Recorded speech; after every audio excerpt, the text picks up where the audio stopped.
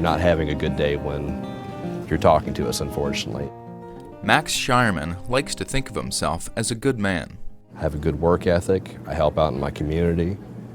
I volunteer for hospice in different areas.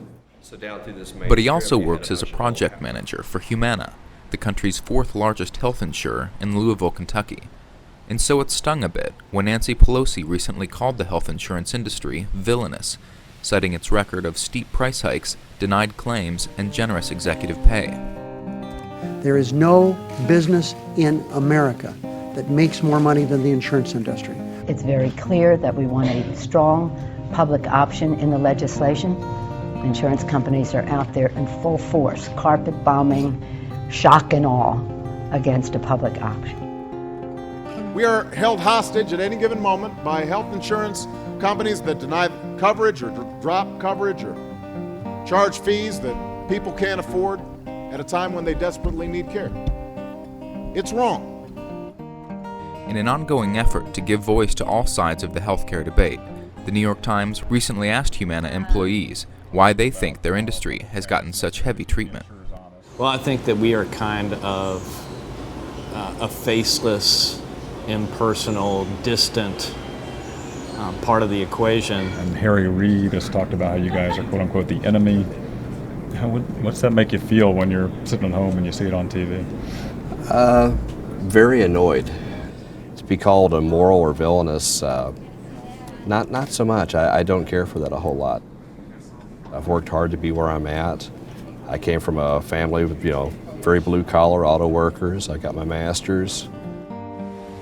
Since 2004, Humana's revenues have more than doubled, thanks almost entirely to Medicare Advantage, a program that allows seniors to receive Medicare through private health insurers.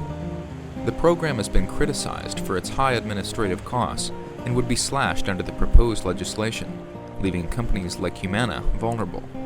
Can I get a white with mixed cheese and chicken and sausage? I think the biggest concern is the public option.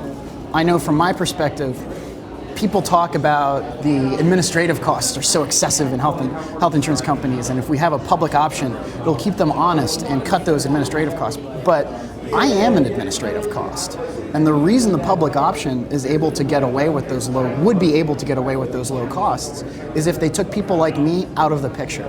You hear the horror stories about individuals having coverage denied or major services not covered. When you see that CEOs are getting golden parachutes, those type of things, you really don't hear a lot about the good, you only hear about the bad. Sometimes I would be outside just having a Frappuccino, and I would hear somebody come up and, just walking by and talking about these insurance companies, look at all this money they have, how do they afford to, they look at the building and they admire the building, and they say that this is their money. You will hear that kind of stuff from people on the streets. But it's pretty much a business. I mean, the neighbors all say, when are you going to look for your next job? But, I'm staying the course. I'll get teased by my friends for what I do, but then I'll make fun of them too, where a lot of those folks, they work over at Papa John's selling pizzas, so I just kind of laugh and say, well, you're putting people on the tables, we're just trying to fix them, so.